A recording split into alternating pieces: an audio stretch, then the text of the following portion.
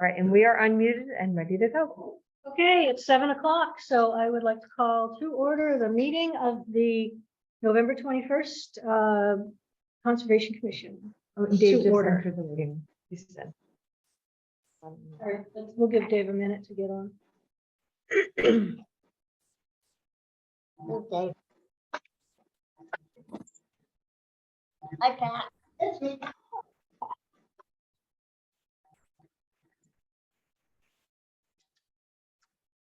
Where do you want me to sit? Where do you like to sit? You better if you're closer there, but that's up to you. Come closer, Pat, so I can hear you. Oh, I'm hard of hearing too, so good luck.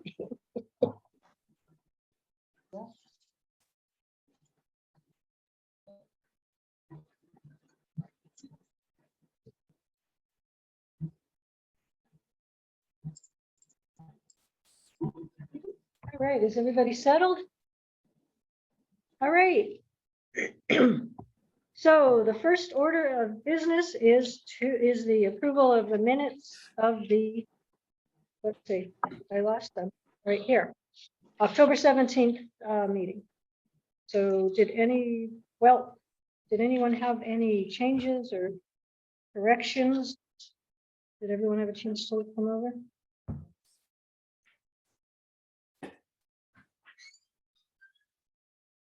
Is this a new one? Because I've got one. Oh, then you don't need it. Is it that? So there's no corrections or amendments. Can I have a motion to approve the minutes of the October 17th, 2022 meeting? Also move approval of the minutes. Second it. All right. All in favor? Yes. I said, is all in favor? Oh, yeah. Sorry. And Heather Gothier, our recording secretary, is looking for a roll call. Oh, okay.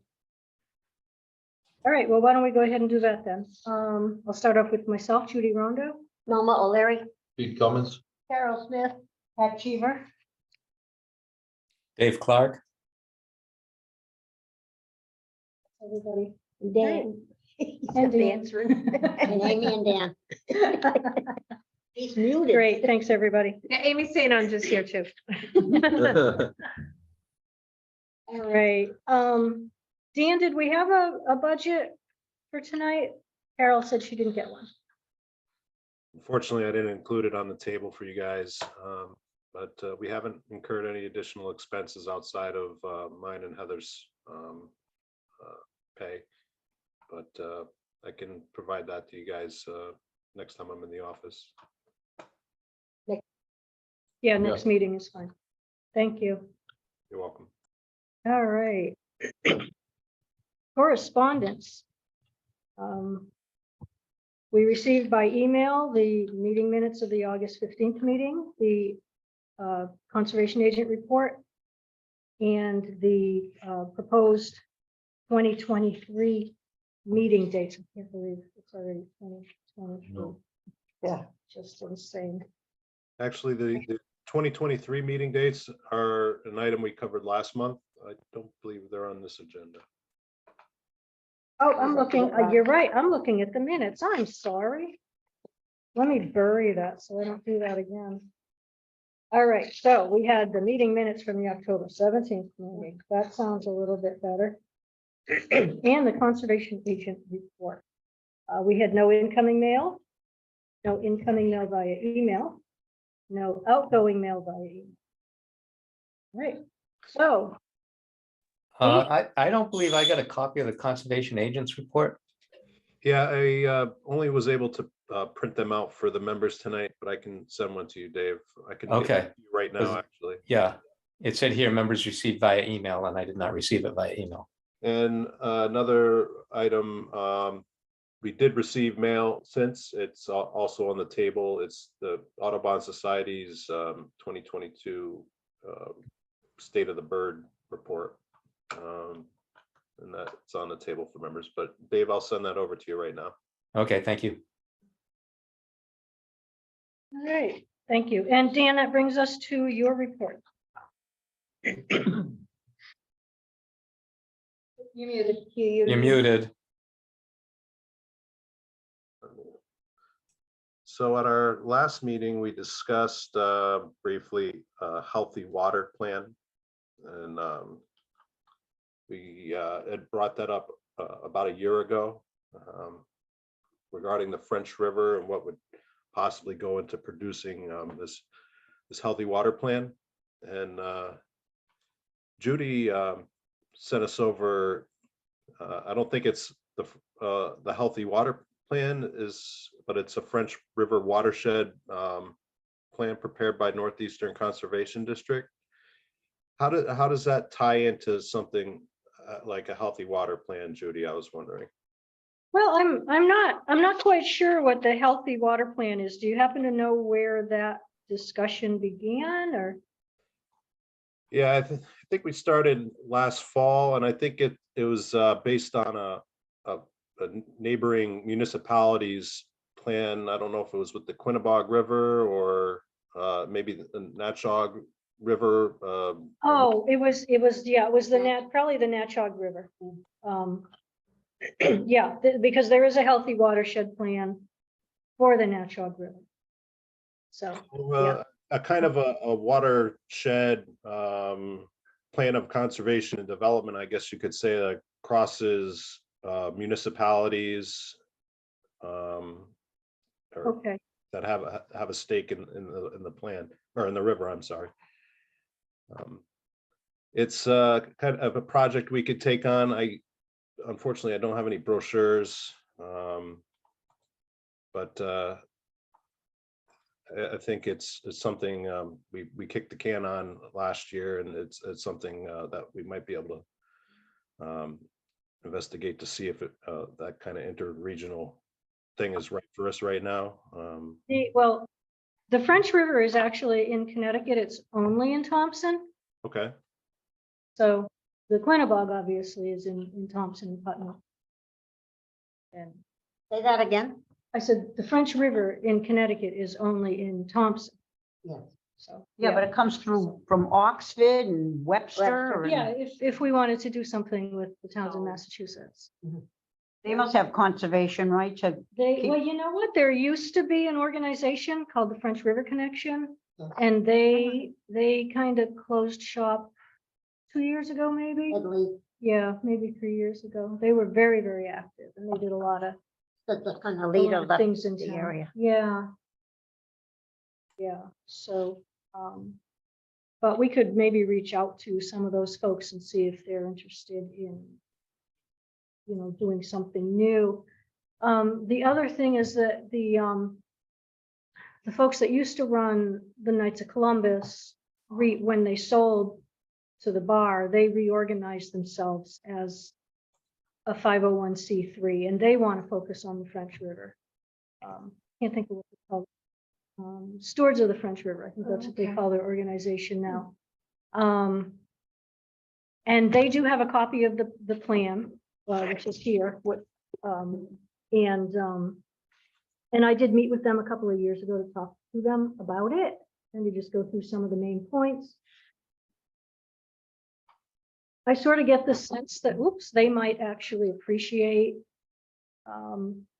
some assistance. I kind of get the feeling that they're not quite sure where they want to go as an organization, and to have another group that might be willing to partner with them and provide a little bit of support and maybe momentum might be welcome. So maybe we could invite them to a future meeting and discuss that with them, see what they think. They're interested in partnering with us to work on the French River. So I don't know how y'all feel about that. That seems closer to, I guess, the mandate that the commission has is to steward our natural resources. A report could come at a later date once we see that maybe the full need for a report, or how a report would assist the on the ground kind of work. Yeah. But I'd Well, I be mean- happy to reach out. I know we did get new contact information. I'm not sure who you're working with, but I know I have contacts in the office since the change in ownership.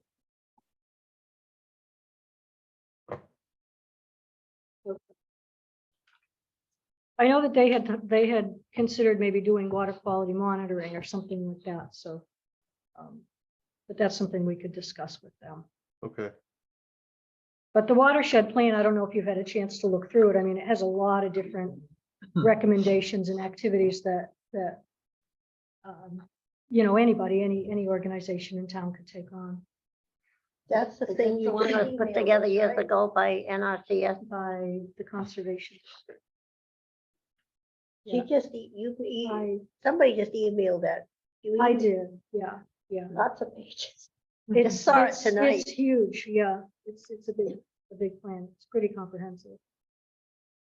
So Judy, was something like that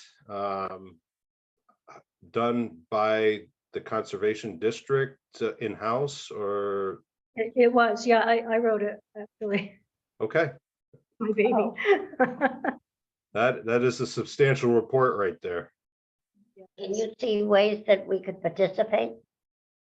Yeah, there, you know, we could support the French River group if they wanted to do water quality monitoring. I think there's a lot of different outreach activities that we could do just to help increase awareness of conservation and stewardship, not only for the French River, but the other 2 rivers in town. And some of the activities in there also would support the highway department through the MS4 permit, which I'm sure they would really appreciate. I'm sure that, yes, they would. Yeah. But aren't we involved in the MS4? We're supposed to be. The MS4, to my understanding, has been passed. The responsibilities have been handed to J&D civil engineers to outsourced in a sense. Being that we have a new public works director and that Marla hasn't been able to put the time into it, they shunted it to J&D to prepare that backlog of report for us. Remember reading that.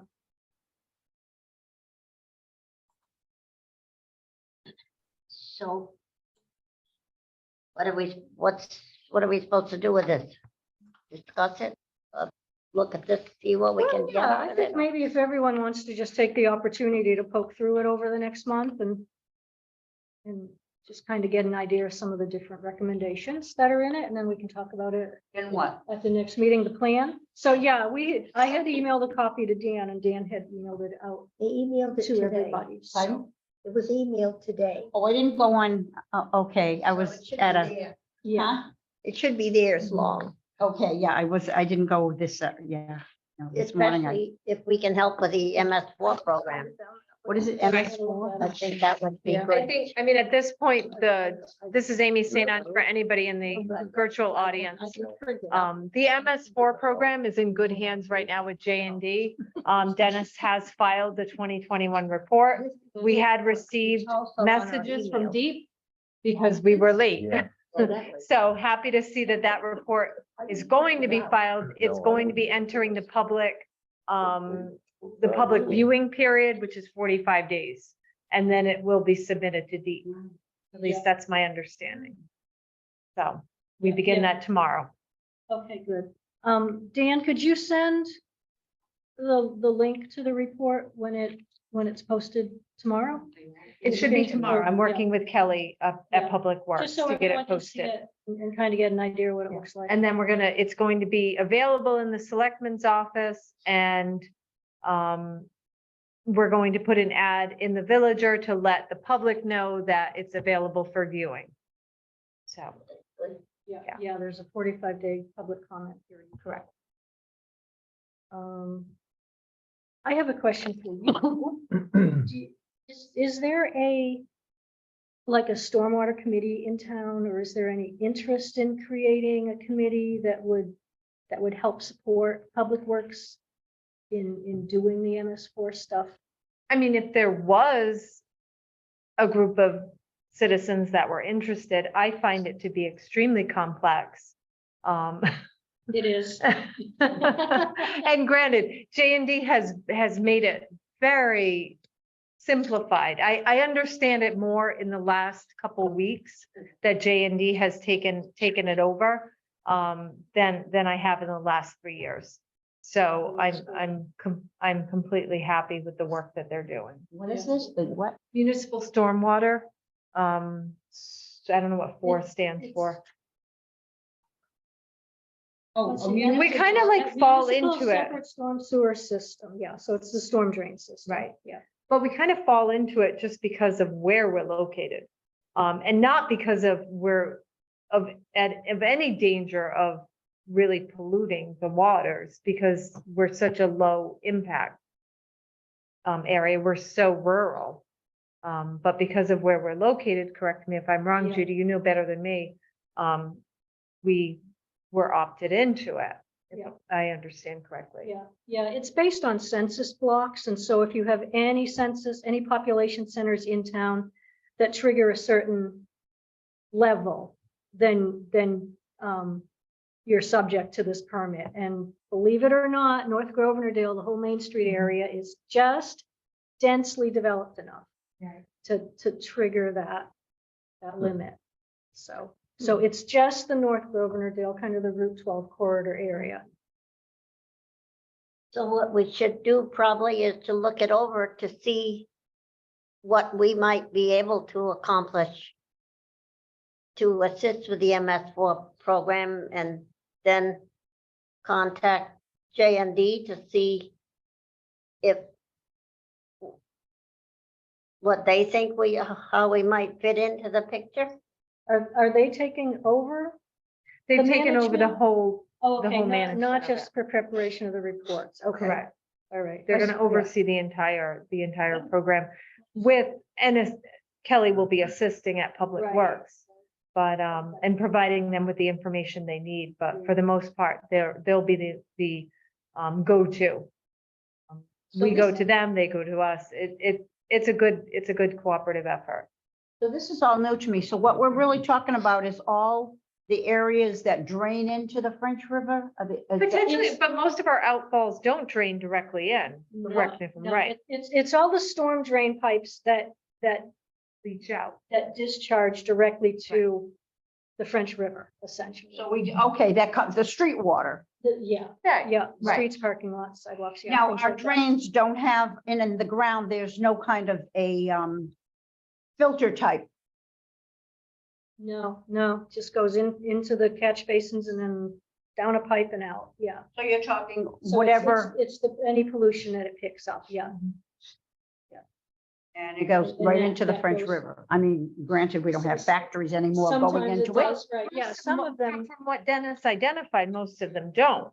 Most of them leach out into Into wooded areas. Wooded where they can areas, just soak into the ground. soil, which is what you want. Yes. Mhm. I've Yes. learned that Right. over the last 3 years. What you want is it to filter naturally into Right. the soil, Right. into the ground, Okay. versus being dumped directly into the river, which I don't think we have. But is that the street water? That was stuff they put Could on be, the it could road? be stuff, Parking yeah. lots, Well, water. the way the streets are designed, the water naturally sheets off. Sometimes it does get diverted into a catch basin. Other times it just sheets off into the, Yeah, just into the soil, into the whatever's ground. inside, yeah. It's probably one by the gas station. It Well- comes down through into the river. Yeah, but then there's a complication because if it's a state highway, it's Right. not It's Thompson's not Thompson, responsibility. that's it's right. DOT's responsibility, so. Mhm. And actually, most of the catch basins that discharge into the French River are part of state highways. Which storm is drain system. probably when I say there's not any, it's because of that It's fact. because of that. You're yeah. right. That's true. And we Yeah. have no Then- control over that. Well, the state oversees that, So- correct? Yes, Hopefully. yes, hopefully, although Northeast Connecticut, my understanding is last on their list of priorities. So Oh. they'll get here in about 10 years. Because we don't have any industry. Well, they're doing dense urban areas first, which Right. makes sense. Those are the ones that are the heaviest polluters, so. Right. Judy, do you see offhand without studying, well, you wrote it, do you see, do you see where we might have something that we can accomplish in it? Yeah, I was thinking, things like, rain barrel workshops. I mean, we talked about that already, I'm Dan. really, yeah, Dan interested. And there was applied for a The grant, lady but that was here- unfortunately we didn't get it. the lady that was here the last meeting that I sat next Sue to. Wheeler, Pardon? Sue Wheeler? Yeah, she's got rain barrels already and she really would go into Yes. Yeah, that. yeah. So things like that, things else? like, maybe a rain garden workshop, encouraging people to install rain gardens at their homes to catch stormwater. I don't know, other, healthy lawn care practices. But I mean, it would save on Yeah. people's, if you have town water, it saves on your water. Yeah. And I Yeah, mean, like some just have a municipal spout water. where you have to, but she has actually a hose and she has a, Mhm. but she said, so I'd love to, she said, I would be welcome to come visit how she has it set up. My son has 2 huge rain barrels, but we fill by buckets and we're walking all over, but Mhm. with the hose, but you have to have some kind of a pressure, but it would be interesting to see in the spring what she Yeah, has. if you just lift them up, you just, Pardon? I said, if you just lift them up, put them on blocks or something. Yeah, my son, You just might get gravity. yeah, well, the Gravity. nozzle's about this much, enough to get your buckets. Bucket under, but- right. There's a unit where you can have a hose, but it has to have some kind of a pressure to push it out the hose or something.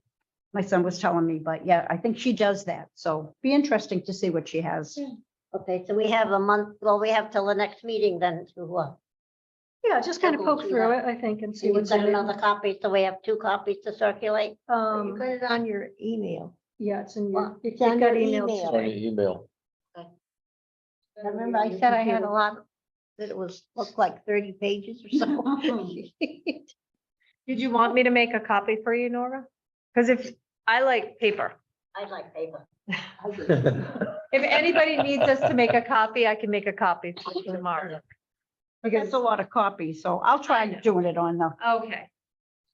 they have to go buy it out of sheet paper. I like to have it in hand. I still buy books, so. I do too, I'm a do book too. reader. Yeah. I had the Kindle and I sold it at the yard Oh, sale yeah, because no, I. Never even taken to that. I have a magic machine at home that can actually convert email to paper. Ready? Sure. Is she serious? It's a printer. Oh, I have a printer too. Oh, But I'm happy to print for you if for some reason you don't. Big document. You probably Yeah, don't want to it's- do that to your printer. Right. You want one too? Sure. If you're printing them out, might as well. All right. Thank you. We'll have those ready for you. All right. Dan, we ran Back to away you. from that with you, Oh. but back to you. So speaking of print jobs, there are a couple books on the desk for everybody. The Cackwick Handbook for Connecticut Conservation Commissions and Thompson's Conservation and Open Space Plan, which I'd given Sue and Pat and maybe Dave copies, but the rest of the commission had expressed an interest in having copies. So hopefully everybody should have a copy now. Yep. I already have that. Yeah, thank you for that. Yep. You'll notice I just commented that Thompson Open Space Plan has a 2005 date on it. And is the current document sufficient for the town, or is it something that the commission should revisit and revise? I think the last time they worked on it, it was the product of more than a year of discussion and drafts. So it is something, a heavy project, but we might be due for it. And that's something I wanted the commission members to consider. But we could talk about that a little later. Our neglected and abandoned cemetery grant, we have applied for reimbursement. I've sent a follow-up just to make sure that everything we submitted was perfect, and they said a check would be on the way. So our contractor's been paid. And we should be fully reimbursed from that grant. Was a $3,332 grant spread over 2 years, and it got a lot of work done in the Wilsonville Cemetery. It's well spent. I brought this up at the last meeting. Now that that grant is no longer available, they're not offering it anymore, and we could try to find inventive ways to get more donor dollars coming in towards our cemeteries. There's not much money out there in the way of grants. This Connecticut, there's each grant or each state offers us a grant, but Connecticut was really only covered by that, the state of Connecticut's grant. I have a grant list that I included on the table for people that I've been looking for anything that's kind of within our scope, and I still can't find any other cemetery grant that isn't issued. Like Washington State issues cemetery grants to cemeteries in Washington. There's nothing pertinent to Connecticut or nationally that I've encountered yet. If I may comment Sure. on the subject of Thompson Together, thanks to Carolyn Wirch donation. Thompson Together has voted $1,000 to assist with finishing up Wilsonville Cemetery because it wasn't quite finished. And I really didn't want the man working for nothing. Although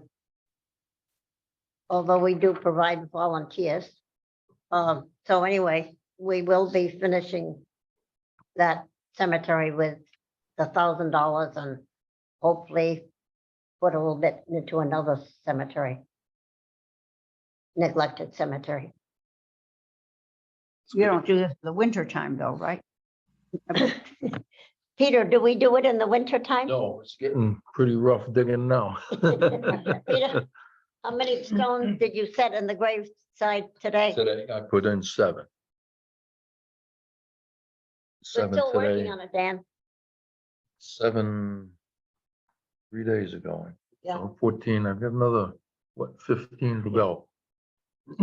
Before I start straightening out the others.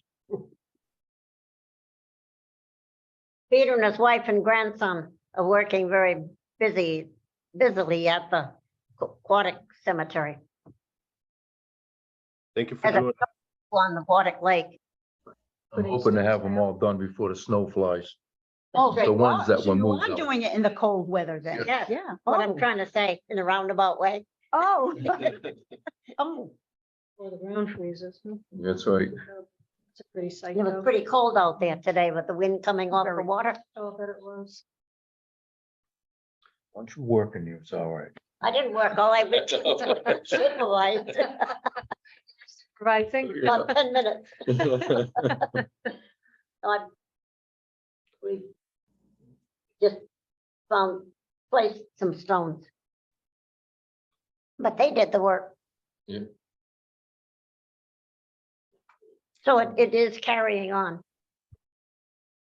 That's good. Thank you. Convey my thanks. I know there's a lot of work that needs to be done. And I'm appreciative of all the work that goes into it. Oh, by the way, while we're on cemeteries, the Litter League run by the Recreation Commission has in November after Thanksgiving, they are to work on possibly 5 or 6 of the cemeteries in cleanup. I'll be helping them I gave them a list of cemeteries I thought they could use, and I'll be putting out some barrels for them to put the sticks in. yeah, that I could probably help if I'm not working at school or something. They do it what, on weekends maybe, or? Uh, I'll They have do to, it at different times.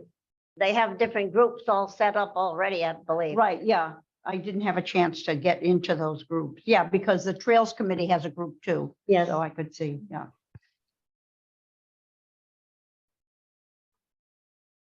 I'm done, Dan. Oh, it's, I'm glad they're following through on that, because we had asked and they said, yeah, sure. But I didn't know how it was gonna play out, but that's good to have more people, more hands working on this stuff. Mm.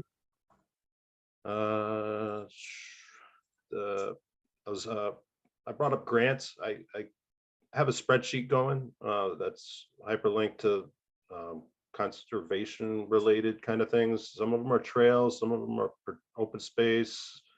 But I have a list in front of you. I don't know if it's something anyone on the commission would like to peruse in their free time. But I mean, one thing we can do is identify and seek grants on the commission. And I have this in an Excel spreadsheet. If you'd like to be able to click on the link to follow to the brochure, that a lot of these don't really have brochures, but they're websites. But you could also search Google by the title of the grant, and very quickly find the landing page too. But there's money that's out there. Some of these are from nonprofits, some of these are from federal government, some of these are from the state. Some of this money Thompson sends to Washington or Hartford, and if we're qualified to get some of it back with a good application, then I think we should seek what we can potentially get. But that's it takes a target goal or a property, or we want to fund a workshop, those kind of things. So we need to identify something that we want the money for, and then there's money out there that we can seek. So it's I'm happy to do that and prepare an application for anything that the commission feels is warranted. But it will take a little investigation, I think, from commission members to see what might be pertinent and achievable. Well, we're still on cemeteries, if I may comment again. Yep. I was talking to Joey Martino of the Historical Society. As you know, he's protecting some cemetery records from the town. He's protecting it very well. And he has, there is it's not a staff person, there is a volunteer that putting another book together for the Echoes of Thompson, I think it's called. And the volunteer is using those books and records that we have, that Carolyn had put together. So they're being used and they'll be returned when she's finished, but there will be, I guess, quite a bit of info put in the new books on the cemetery. It's good to hear. I'm glad. That's the binder, right? Pardon? The big binder. Yes, the big binder that Okay. I sent from you. Yep. Good to know it's in good hands, and a good project that they're working on for it. Also, on the subject of burial grounds, I did send another email to the state's archaeologist asking just to advise us on identifying and sequestering this potential burial ground at the North Coverdale Pond. I still didn't get any word back from them, so I sent the kind of the same ask again today. I CC Judy and Norma, I believe. So hopefully we get the state to chime in a little bit on what we can do, what our options are there, and how we should proceed. But it's still, we would, I think, need an expert to certify its authenticity, and then where it goes from there is based on what's there. And I'll keep the commission updated on that as soon as I receive any correspondence. And, Is the state archaeologist's office seems like the place to start. I'm just wondering, since they haven't replied, is there somebody else maybe we could reach out to? Maybe the State Historic Commission, or? I don't really have any Are you talking, experience. you're not talking about Native Yeah. American now, are you? We don't think so, but we don't know. We don't think so, Okay. because they're not built up stones, they're stones set in the ground like this, just field stones, next to the French River, Okay. behind the KSC. I could try the State's Historic Commission. If, they might point me to the state's archaeologist, but they might also provide another lead that we haven't considered. Sorry, it's not us, Don't they but have, maybe they could help. those machines that can tell you, but those are probably, that's an expensive to get somebody to do that, right? They go over the. What do you mean? Pardon? Yeah, the Test the state soil archaeologist. and the state office archaeologist has has one. They, Yeah. okay, yeah, that they can tell if there's something. Yeah, it's like there. ground penetrating radar, yeah. NRCS does too, that I'm still working. Oh. Oh, I wonder. Do you still talk to Tom? I can call Tom, I don't mind. Ah. Okay. Hmm.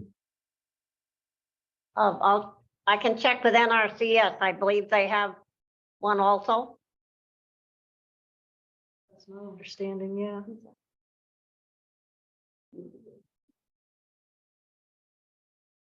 What's it called? Ground penetrating radar? Something like that? Something like that. Ground penetrating radar, is that what it's called? Dan? Yes, and another option, like, I don't know if the town could hire somebody on its own, or if it's just probably best to rely on the state's resources, and what that might even cost the town too. Well, I might have a pull. Yeah, there are other I'll check with NRCS, that would be free, Yeah. that's federal. commercial archaeology labs in the state. How many stones are there? Just the two, or? I've never been over there, There so. are 4 or 5 of them. Pat, I gave the commission a report many?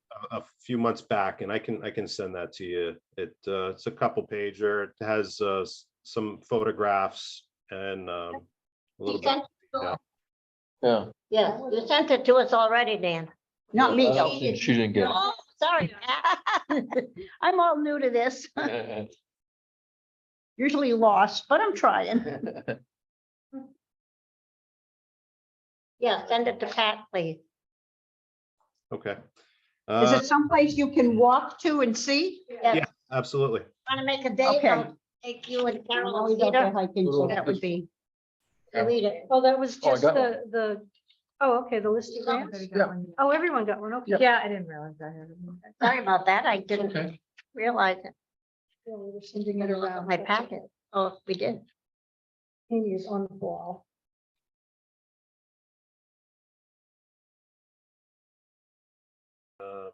That shared cabinet is the next item on the agenda. That is not going away yet. I mean, the agent report.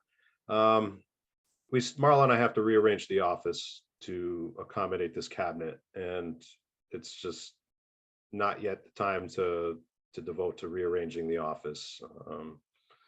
We've got some bigger things we're trying to sort out. New road is one of them that I'll be bringing up.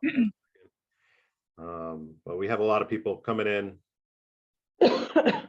seeking the guidance of the land use office, and in addition to the day-to-day stuff. So moving the cabinet around and springing on the purchase, which has been fully encumbered, is soon, but not yet here, and hopefully accomplished before we ever might have to ask for money again. But I think the prices remain pretty static for a while, and we'll be able to spring on that pretty soon. And speaking of the shared cabinet, I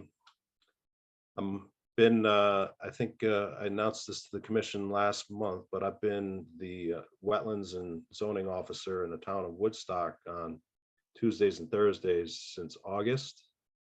And so some responsibilities that I had managed out in Windsor Locks for 7 years. It's quite a different portfolio of work in that office. It's a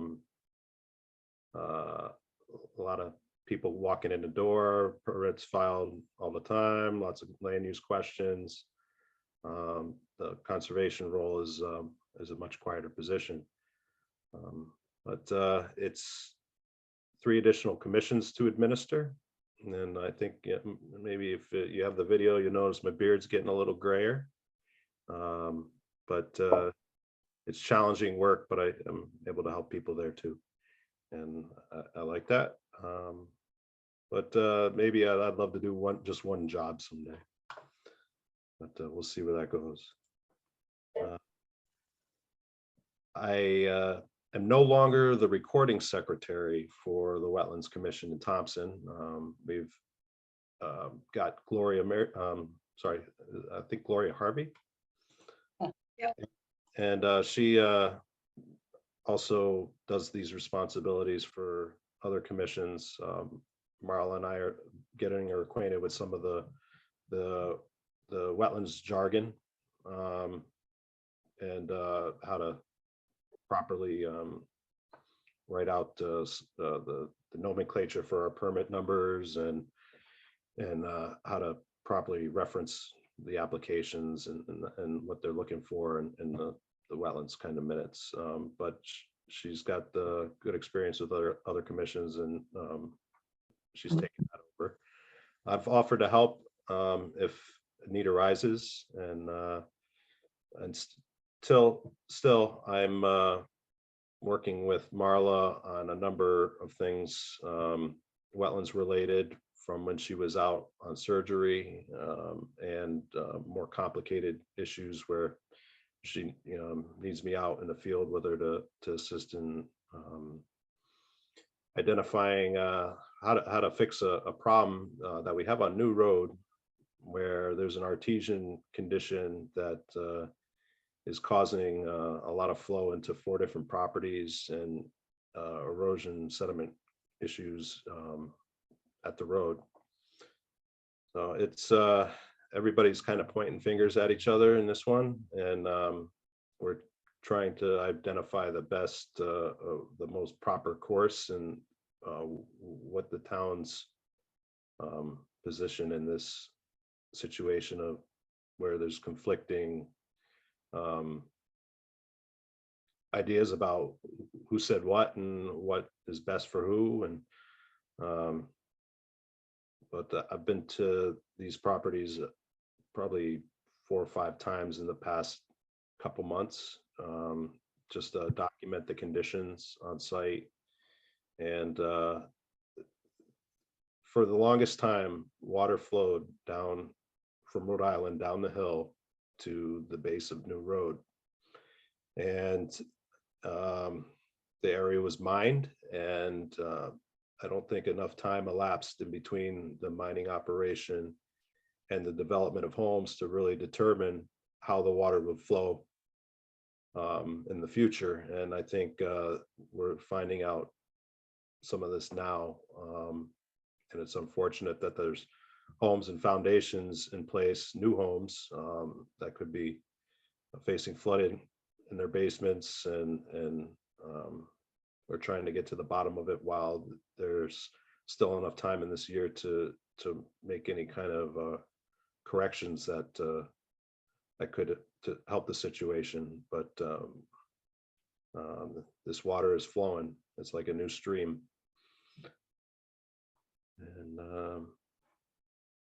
Has Marla considered contacting the Conservation District to see if they can look at it and make any suggestions?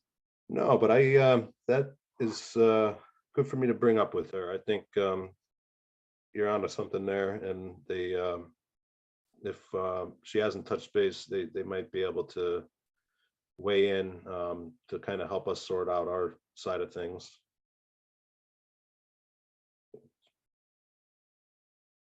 Yeah, they might have some thoughts that could be useful.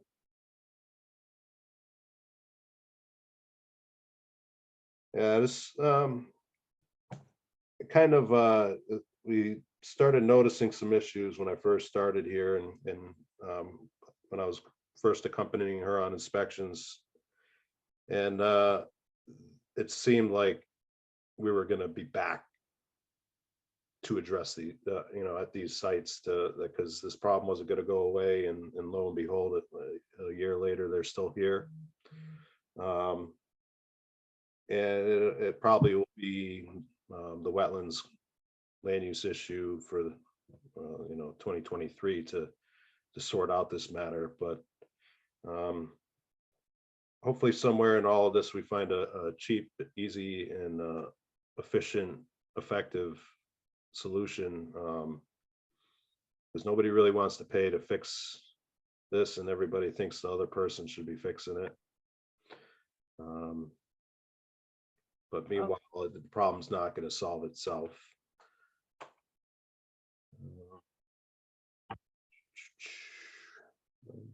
On to our next item, also East Thompson, sort of. Marla and I still haven't got any results about the fire that happened off Aquatic Town Farm Road that had kind of some indicators that it was related to a wetlands enforcement matter at the abutting property.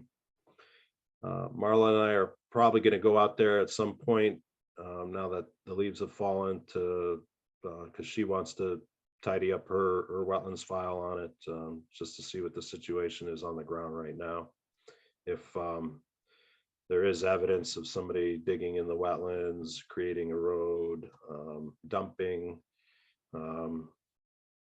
that she wants to document the situation right now and see if anything's going on, or if it's ceased since the fire. But, and I will update the commission on that when we have any more, either from the state on their investigation or what Marla and I see out in the field. Been working on playing around in ArcGIS. I've been sending shape files. We've been AppGeo, and other people have been asking for different aspects of our zoning map, and I've been able to extract them and send them to the people requesting them, and I've been playing around with it enough to kind of I'll be able to create the edits for a zone change map once the town planners given me the instruction to do that. It's kind of just takes practice in it, and going down the road too, I think I'll be able to create other kinds of maps for the town, update our maps that Carolyn worked on, and maybe even maps for our trails, our cemeteries. There's a lot you can do with ArcGIS. The problem of our software is it's already been superseded by ArcGIS Online, and all the instructions or that you can seek, tutorials, workshops, and such, are now conducted for the ArcGIS Online. And our I think we're on 12.8 is the software that we use in the office. It's kind of, I wouldn't say it's not supported anymore, but they're not making new tutorials. So it's some of the stuff I've had to watch on YouTube, segment by segment, on how to extract the shape file, draw points on the map and stuff like that. But there's a lot of instruction available for 12.8. But at some point in time, the town, when it renews or for ArcGIS, it might want to invest in Arc Online. Since that seems to be, it's probably the subscription way they're going forward. And it's much more user-friendly. Arc Online, I think they were, with that update to the software, they were looking to get more people using it. Right now, it's emerging data, and it's a technical kind of software that if you have the skill in it, you can, the world's your oyster. Because there's a lot of use that a lot of municipalities, nonprofits, businesses, you can see where each hydrant is in town. You can identify all the wetlands in town. If you've got the data, you could map it. And I think there's a lot that Thompson can do with ArcGIS in the future. We're already ahead of the game with the maps that Carolyn produced, but there's a lot we can also do with it in the future. So I'm happy to keep learning. And also related to the technology, I've made some updates to our website to reflect our current membership. This is the town website. We do have some resources on there. We have our barn survey, good cemeteries listing with clickable links, pictures. But there's other resources and links to conservation, agriculture, related nonprofits and resources, but it can always be more useful. So if members could, when they have a chance sometime, just check out the thompsonct.org's Conservation Commission landing page. And I welcome any input on its how it looks and what can go on there, and what we can do to make it a better resource for residents. And the last item on this report, I mentioned we did receive today Connecticut Audubon's State of the Birds report. It's an annual publication.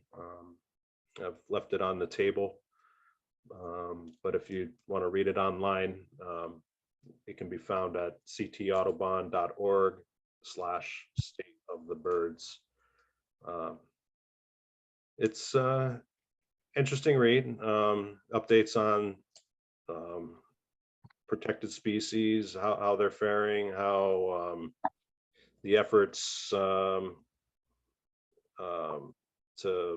protect some of these species are going.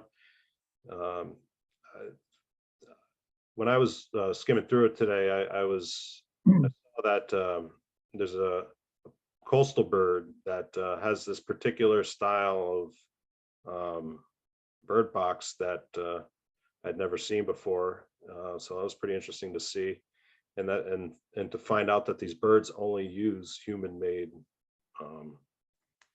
shelters. I didn't know the birds got so specific, but there's it's informational, high resolution pictures, and informative articles. If anybody wants me to send the link, I can send it around, but I think it's probably pretty easy to find, and some of you might already get email from the Connecticut Audubon at home, but I could send it around if you'd like. So Judy, that's all I had in my report for this month. It's I kind of wanted the commission to think about what their goals and vision could possibly be for the commission, and the activities they wanted to me to investigate, or they wanted us to take up. So I think I'm gonna yield the meeting back to you. Thank you very much. That was a pretty comprehensive report. Thank you. All right, so the next item of business is old business, and we have none. New business, we have none. However, this might be a good time to talk about what our goals and visions might be, and what type of activities we might want to consider. So, and we've already talked about a few of those things. I had shared with Dan a copy of the legislation, the state legislation that created conservation commissions. And so he had printed those out and everyone got a copy of that. So I don't know, section B, I guess. Unfortunately, it's hard to read. It's just in a paragraph form, but it lists the, essentially, I guess, the duties of a conservation commission. So these are the duties that we've been charged with by the state legislature as a Okay, where have commission. Oh, I got it. Yeah. I was looking at the backs and It's okay. my back look like that? Okay, got it. So, so there are a couple of things in there that we shall do. In other words, we're required to do. There are several things in there that we may do. So maybe if you want to just read through that, and then we can discuss some of these things next month. And some of these things are things that we've already talked about, at least a little bit. I think probably one of the biggest charges is keeping an index of all open spaces, publicly or privately owned, for the purpose of obtaining information on the proper use of such area. May from time to time recommend a planning commission plans and programs for the development and use of such area. So that's kind of what our plan of open space and development does. And there are other elements in there. Actually, what I did maybe, and I should do is I had actually taken that and broken it out into a bulleted list. So it's a lot easier to read. So maybe I'll send that bulleted list to you, Dan, and you can share it with everybody. Because otherwise that paragraph is just really hard to read. Yeah, it's one big block. Yeah, where one thought ends and the next one begins. There's a lot of maze. There are a lot of mays, just a couple shells, but the Yeah. shells are very important. Absolutely. And we need to know what the shells are because It's hard to the pull them things out of that paragraph. we though. have to do. Yeah. In the handbook I left for members, in the back final page, I put an insert in each of them from the Connecticut Land Use Academy, which summarizes Great, that okay. section. And it's a front and back one pager. But that's probably more easy to reference, but I can also compare what they have in that text dump versus the Land Use Academy's fact sheet and cover any bullet points that one might miss. Great, thank you for tucking that in there. Yeah, that makes it a lot easier to read and understand. Did he chuck in? I don't know. Oh. It's very it's back. tucked into the very back. It's a loose page. Oh. Some other things in there. Yeah, these were from last, yeah. She got it last time, Oh, you did. so she doesn't. Well, have here. this. Let me give you that. Oh, okay. Um, When we were talking about this last month, people had kind of identified some other activities that they thought we might be interested in doing, so I had written them down. We talked about MS4 outreach already, Talk about what? MS4 Yeah. outreach. We talked about the French River Plan, watershed-based plan. We talked about open space planning tonight, potentially updating the plan of conservation and development. Conservation easement inspections, that's something that Dan has sort of been charged with doing. Yes. when we first formed as a commission, I remember that commissioners would go out with Carolyn to help with those. So I don't know if there's an interest in doing that, going out with Dan and helping him. Or if Dan has an interest in having commissioners come out and help him. So it works both ways. I think that would be a good project. Yeah. Everything, you know, I look at them when I can, but there's some of these, they're a campaign of sorts. You have to, I included the list, one big copy of the list on the table. Yeah. We have to contact people. Some of these are on town-owned land, and stuff that we can we can almost Yeah. check from the car. But some of these most of these are private property. And so there is sometimes it's always good to go in pairs on. That was our thought. Yeah. And Appreciate I'd be happy to work on this with members if we'll figure out a way to make it work. Yeah, and for a little bit of background for the newer members, so when the inland wetlands or sometimes Planning and Zoning Commission approves a subdivision, approves development, and the developer offers, they have a choice of either offering conservation land or offering a fee in lieu of conservation land. If they do offer the conservation land, and the town accepts the conservation easement that's placed on that land, then of course it becomes the responsibility of the town to steward that easement, not steward the land, but steward the easement. And basically, the developer is given markers that clearly say conservation easement. They're metal markers, they're about this big. And they have to post them along the edge of the easement. So what Dan does when he goes out to look at the easements is to make sure that the markers are still in place, they haven't been removed, and to make sure that the property owner hasn't started conducting any activities in that easement area. And typically the easement, I haven't seen the language in years, but it typically is pretty exclusionary.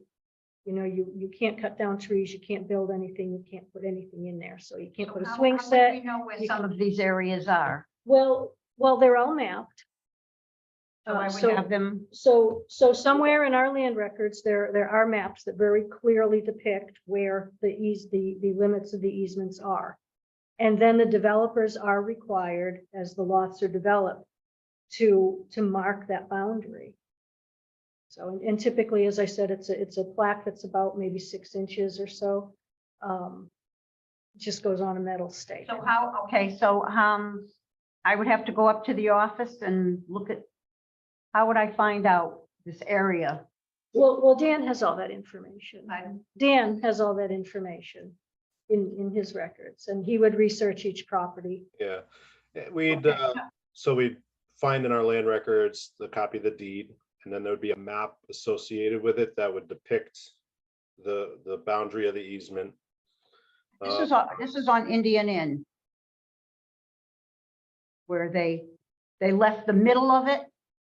They built houses, but the middle of it is, I thought was, Yeah, that is one of the easements. We're sending the list of the easements around, so you'll see that that is on there. But now that people have got their driveways, so I haven't gone through there lately.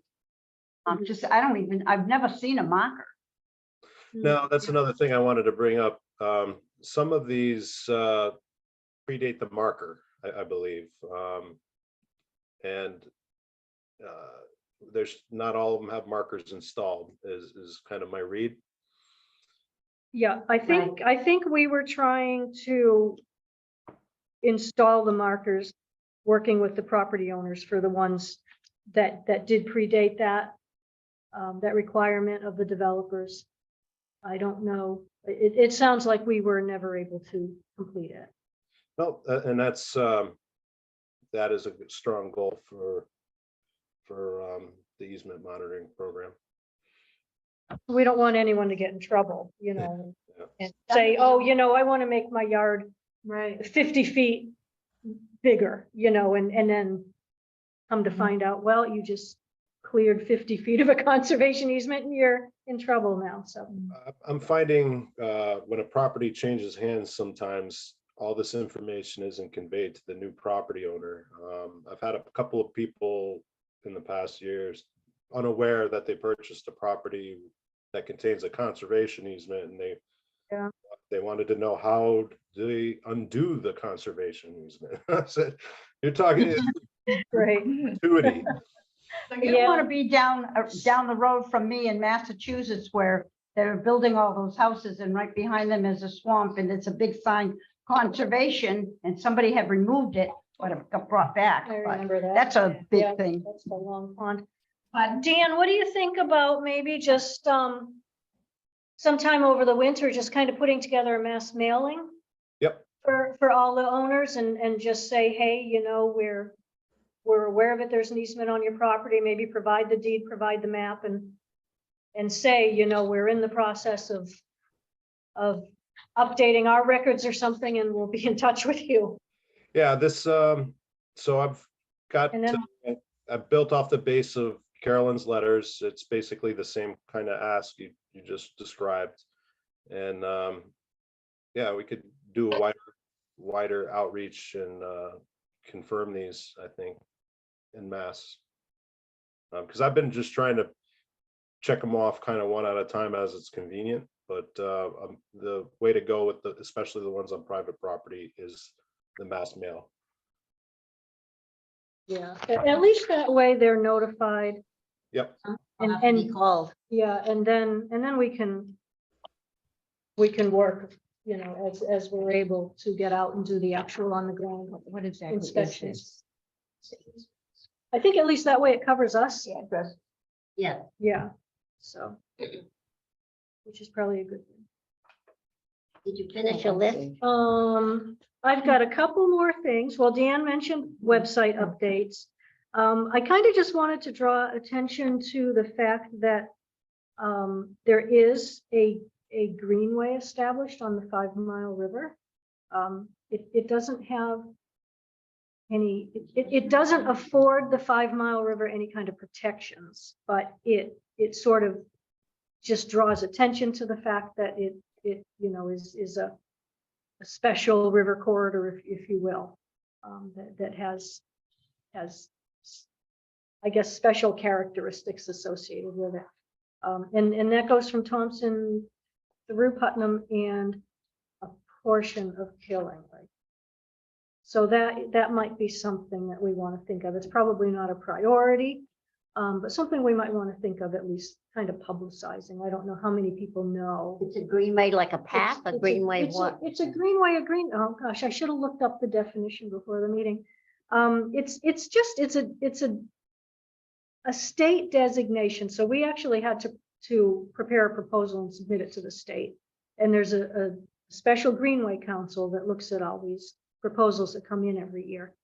And they look at the greenway and they look at the merits and they look at whatever special characteristics it has and determine whether or not they want to approve that proposal and that nomination and award it that greenway status.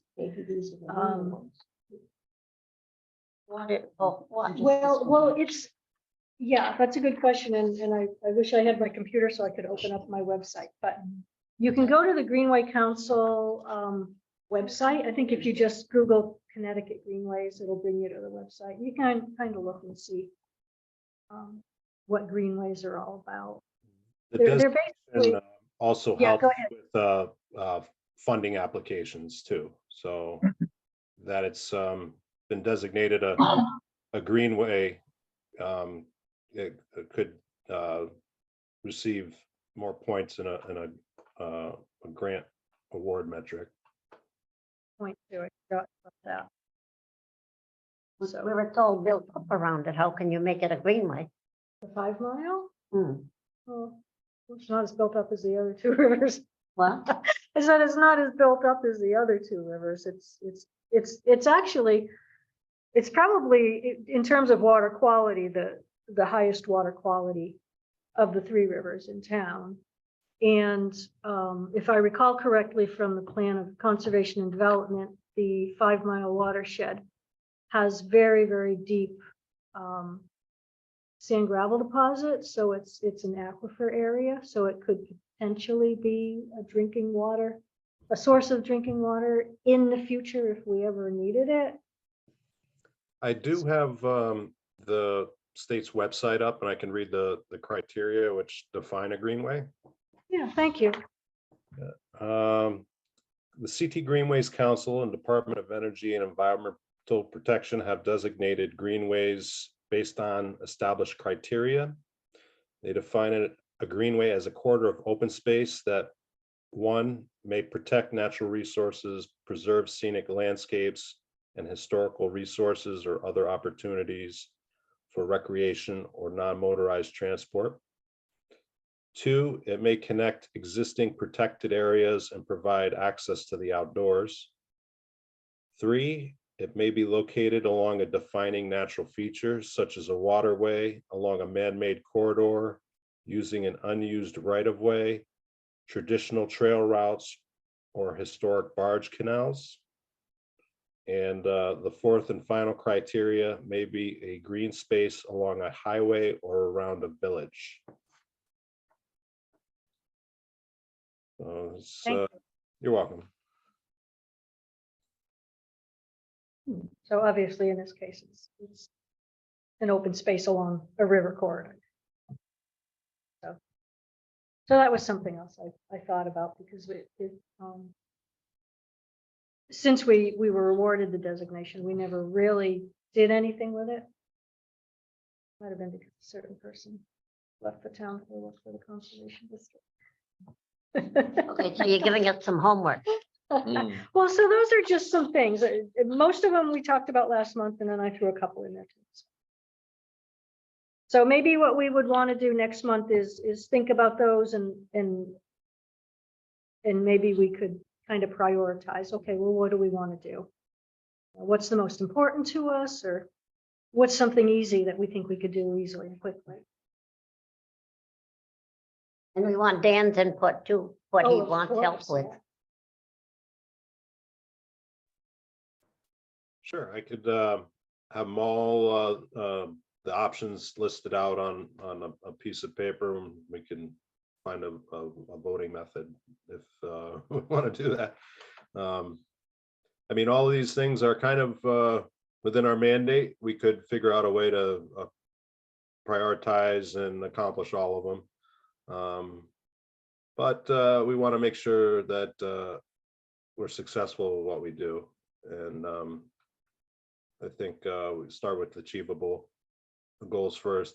I think the report that was on the table about the watershed is, it's technical and complicated and probably a long process of collecting data that we got to figure out how to get to that point. But I think other projects that we brought up today are easy enough to get the ball rolling on, like a rain barrel workshop. That's very achievable. Just to name one of them. But I've listed a lot that we talked about tonight, and I'll put them on a printout for everybody for the next meeting, and we can pick a few. Yeah, that's great. We certainly don't want to take on too much, but we can find a few things. One thing at a time. Exactly. Yeah. All right. Citizens' comments. Amy, are you a citizen I tonight? am a citizen comment, and I'm Yeah. happy to comment tonight. I don't usually, but there was so much stuff to comment on tonight. In regard to the grants, I just wanted to point out, one of the grants that's listed here is the Beaver Institute. And I can't say enough about Connecticut Beaver Institute. We work with Beaver Solutions. Mike Callahan is our contact there, and he has installed 3 beaver deterrent devices. When I first took over, I knew there was a beaver issue in multiple locations in Thompson, and I just thought, well, trap them. and just like relocate them. And then you start to understand, oh, you can't trap them. You mean they kill the beavers? Yeah, right, yeah, that's, So that's fine. Mike has been great because our public works in the past has tried to install deterrent devices and just didn't have the right, you know, It hasn't worked. it hasn't worked. And all three devices have worked perfectly, and we've been able to, you know, create environments where we can live in harmony.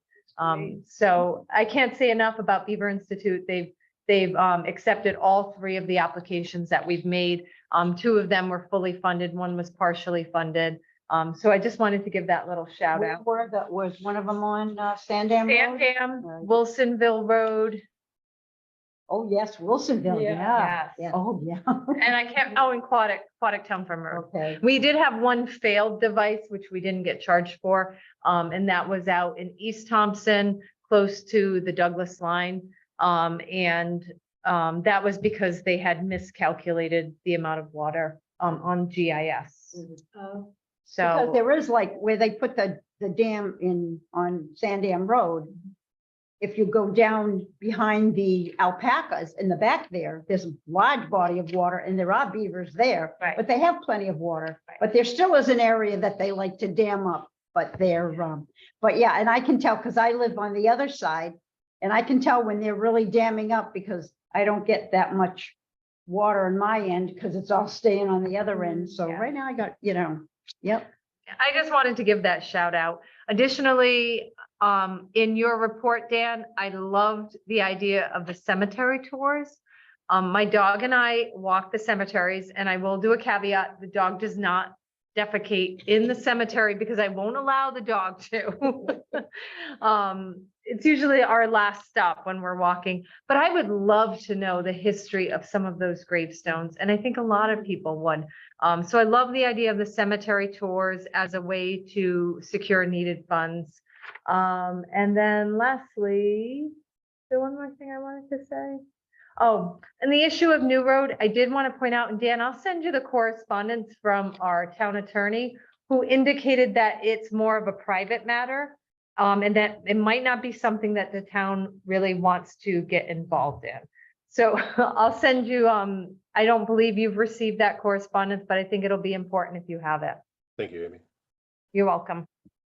Thank you. Thank you. Thanks for your input. All right, next is members forum. Do we have, does any members have anything that they would like to bring up? Yeah. I had a fellow at my house today who is active in historical and outdoor life, wildlife. And they have in the town of Pasco, Mapleville, Rhode Island, instead of just making bluebird houses, they decided to make bat houses. And someone said, oh, they're not gonna sell. Well, they went fast. He said he'd made 40 and they went. I didn't even know what a bat house looked like, but he got out his phone and showed me what a I bat house- have one at home if, and it hasn't been put up yet, if Oh, anybody. I was gonna say, does it fill up? No, the only bat I've actually had, I had a little brown bat in my cellar way about 3 years ago. It was alive and I put gloves on it and I connected down off of 495 with a lady who rehabs bats. And near I, Portland, pardon? near Portland, Connecticut. No, Massachusetts. This was 495 in Massachusetts. And I connected with this lady and she took my little guy. We met and, yeah, Well, there's someone, my daughter had a bat and Massachusetts would not, they won't take it across the line. So they would not take any information or didn't want any part of a Connecticut bat. maybe because I'm right on the line, I'm right on the Massachusetts They said it line. didn't care. Pardon? She was told that they didn't care, Yeah. that they wouldn't, so she had to go to Connecticut. So she went way down in Portland area. And there is a lady there who understands She's called the bats. bat lady. That she's called the Bat Lady. And she did a presentation at UConn many years ago, and she brought her little bats, and one was in her pocket, and there was a book out called The Bat in My Pocket. There were a couple of nice little bats, but yes, she brought her little brown. She's in her 70s now, and Kathy didn't know if she still went out and did her. They're amazing. They're amazing animals because they eat so many of the mosquitoes at night and everything. So they are, they are amazing, but people get a little worried because of, carrying rabies and stuff like that, but, Well, she dresses up with, we can give them diseases and they can give us diseases. Right. So she puts on her gloves and the whole thing before but she's got a whole special place for them when they have their babies, and it's quite a detailed.